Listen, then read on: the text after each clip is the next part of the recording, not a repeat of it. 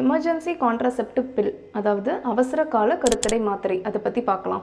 இந்த டேப்லெட்டில் லீவோநார்ஜெஸ்ட்ரால் 1.5 mg அப்படின்ற hormone இருக்கும். இது ஈசி பில், ஐ பில், இது மாதிரி நிறைய நேம்ஸில் அவைலபிளாக இருக்குது. இந்த டேப்லெட் யாரெல்லாம் யூஸ் பண்ணலாம் அப்படின்னா, அன்பிளான்டாக உடலுறவு இருந்தவங்க, இல்லை காண்டம் யூஸ் பண்ணுறோம், அது வந்து இன்டர்கோர்ஸ் இருக்கும்போது டேர் ஆகிடுச்சு அப்படின்னா, இல்லை ஆல்ரெடி ரெகுலராக கருத்தடை மாத்திரை இல்லைனா இன்ஜெக்ஷன் போட்டுட்ருக்கீங்க, பட் டோஸ் ஏதாவது மிஸ் பண்ணிட்டீங்க, அந்த டைமில் இன்டர்கோர்ஸ் இருந்தீங்க அப்படின்னா இந்த டேப்லெட் யூஸ் பண்ணலாம். இந்த டேப்லெட் ப்ரைவேட் அண்ட் கவர்மெண்ட் ஹாஸ்பிட்டல்ஸில் அவைலபிளாக இருக்குது, but only with doctor prescription.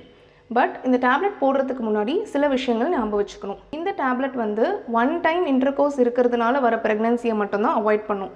அதாவது நீங்கள் டேப்லெட் போட்ட அப்புறம் 4-5 டேஸ்க்கு அப்புறமா இன்னொரு தடவை உடலுறவு வச்சுக்கிட்டீங்க அப்படின்னா அதனால் வர ப்ரெக்னன்சி அதை அவாய்ட் பண்ண முடியாது.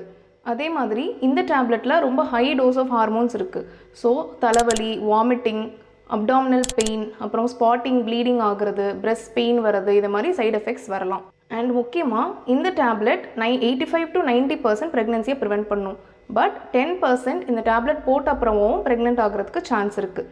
இந்த டேப்லெட்டை உடலுறவு இருந்ததுக்கப்புறம் 72 ஹவர்ஸ்க்குள்ளே எடுத்துக்கணும். ஸோ அப்சல்யூட்லி நெசசரினா மட்டும் இந்த டேப்லெட்டை யூஸ் பண்ணுங்கள். ஒரு ரெகுலரான கான்ட்ராசெப்ஷன், அதாவது காப்பர் டீ, கருத்தடை மாத்திரை இல்லை இன்ஜெக்ஷன், இது எதையாவது ப்ரிஃபர் பண்ணுங்கள்.